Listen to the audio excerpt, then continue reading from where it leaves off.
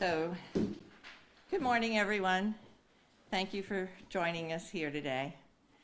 I'm here to speak directly to the residents of Greenfield about the recent events brought about by the decision in the ongoing legal matter of Buchanan and Dodge versus the city of Greenfield, as well as the separate legal matter that caused Police Chief Robert Haig and Lieutenant Todd Dodge to be put on paid administrative leave, and the combined effect of those events on us as a community. I will speak candidly. First, I want each and every one in our city, whether I've heard directly from you or not, to know that I understand the concerns you have raised, and I do take them to heart. The city must go to great lengths to see that it takes care of all the people who live and work here. These last 3 weeks have been very disheartening, but also revealing for our community. Make no mistake, I understand the gravity of the jury's decision citing racial animus. There is no place for racism in our city. That is not the first time I've said that, and it will not be the last. So, on a personal note, to those who say that I don't understand that racism is pervasive in our society, I say, you don't know me. You don't know my background, and you do not know what I've done in my life to fight racism. So let's take the time to know one another before we point fingers and accuse. In the last few years that I have come to know Chief Robert Haig and the women and men of the Greenfield Police Department, I know, and I know that most of the citizens of Greenfield know, that they do their jobs daily with professionalism and respect for the people that they encounter.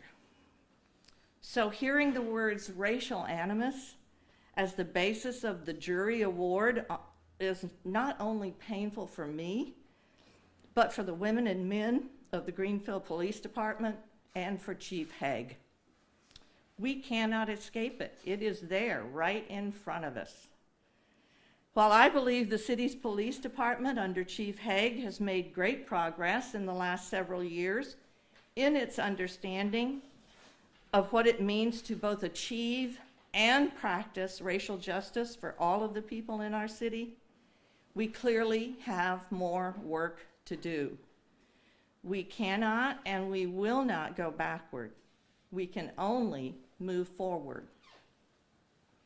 So while I can't direct the course of the legal process, I can determine how best to ensure that the culture of the police department is not racially biased and help strengthen the department's resolve to foster racial justice and equity internally and externally.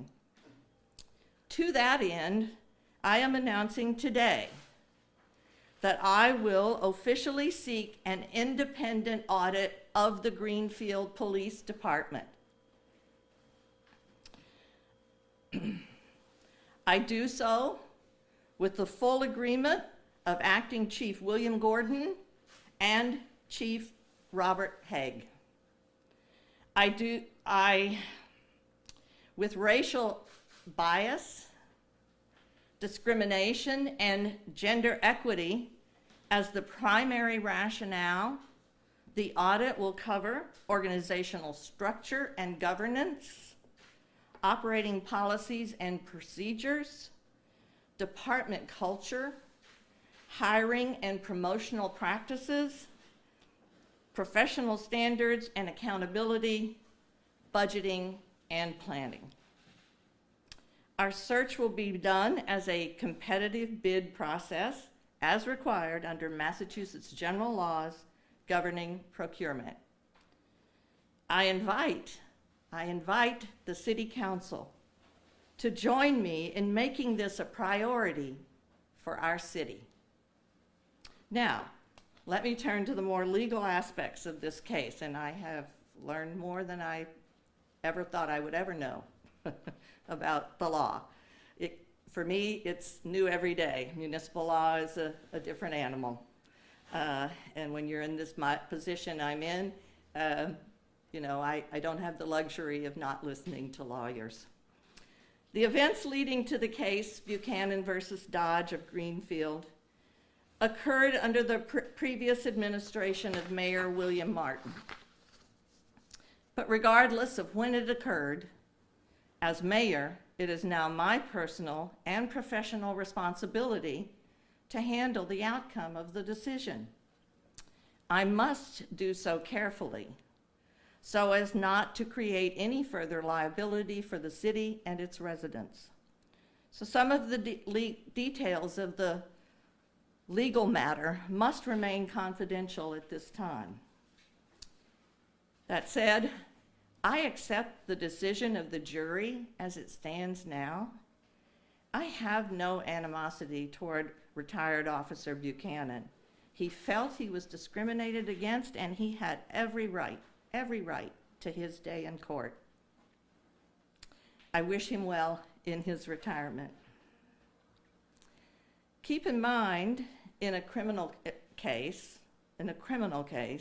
a jury returns a verdict of either guilty or not guilty. This is not a criminal case. It is a civil case. In civil cases, the jury finds for the plaintiff or the defendant and recommends damages, usually a monetary reward. While I know it's hard for people to understand, returning a decision in this case is but one step in the legal process that this case will follow. At this point, the decision has not received a judgment from Judge Mason.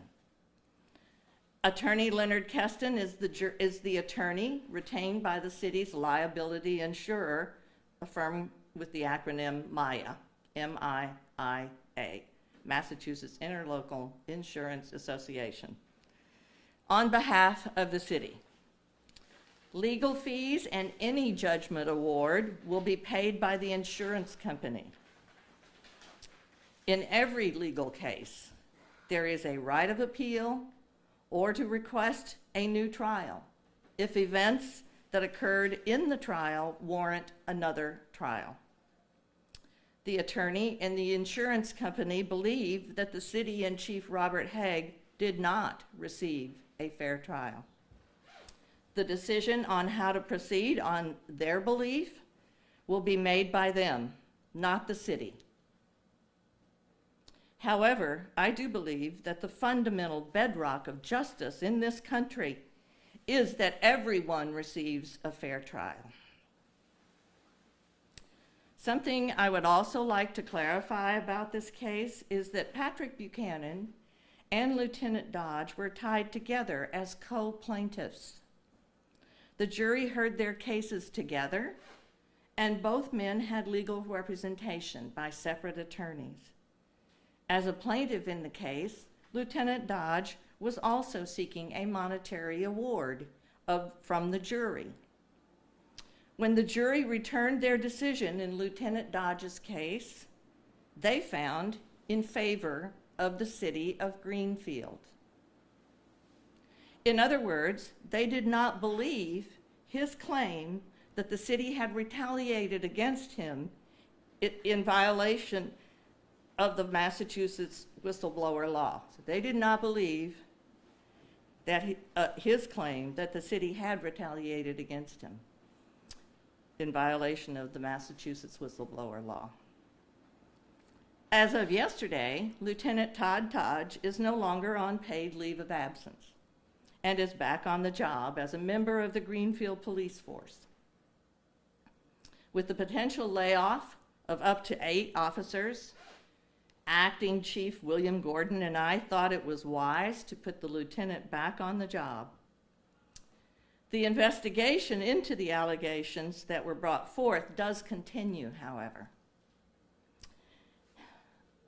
I have heard the calls for me to fire Chief Haig and Lieutenant Dan McCarthy, who is not now, nor was he ever, a named party in the case. His name was certainly invoked often in testimony, as were others, but he was not on trial. Removing either Chief Haig or Lieutenant McCarthy is not as simple as saying, "You're fired," Donald Trump style.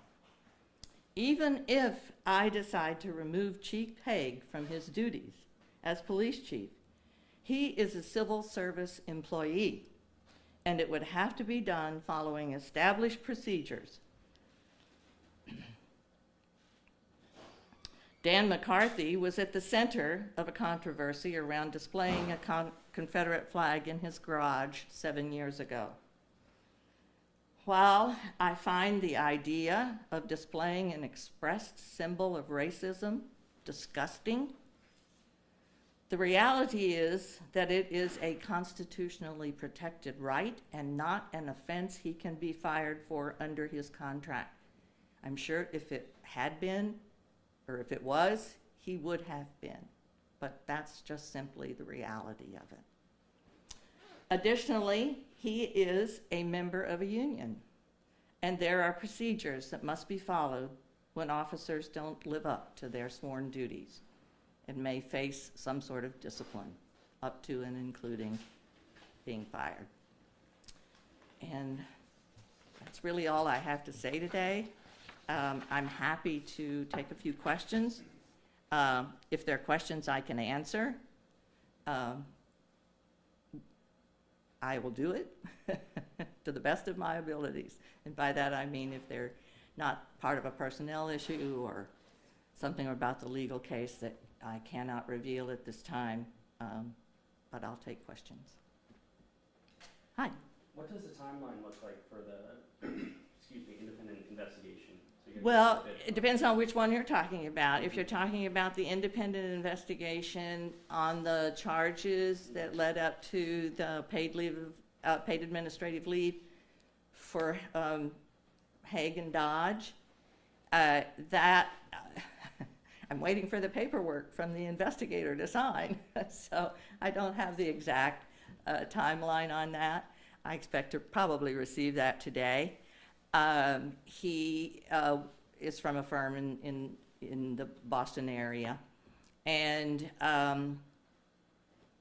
I think he indicated to me in our conversation yesterday that they could begin very soon. But that's about as close as we got to a timeline. Now, if you're talking about the audit, that'll be a little bit of a longer process.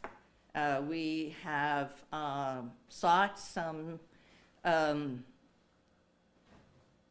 advice on the RFP. There are many communities, one here in Massachusetts, there may be more. The city of Methuen, right? Holyoke is about to start an audit of its police department. Well, yes, I think maybe the whole city, but I'm not sure. Let's just say that. They're about to start an audit. Albany in New York, in the last couple of years, did an audit based primarily on racial bias. So it's something that's happening, and I do believe it's warranted for this police department, particularly at this time.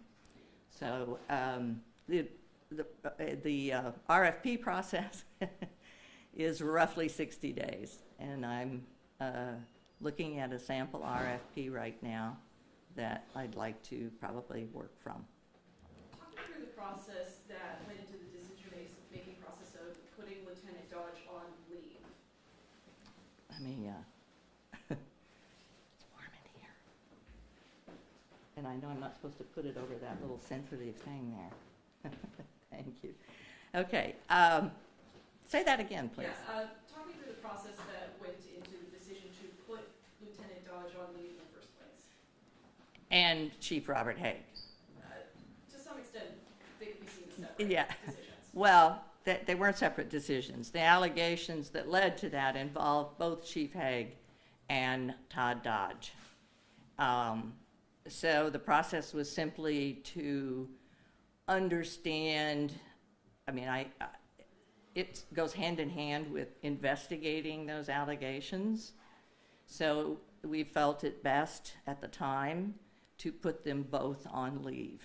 And when I say we, I did so in consultation with Chief Haig, I'm sorry. Well, actually, he was involved. And Leonard Keston, the attorney, and William Gordon, his deputy at the time.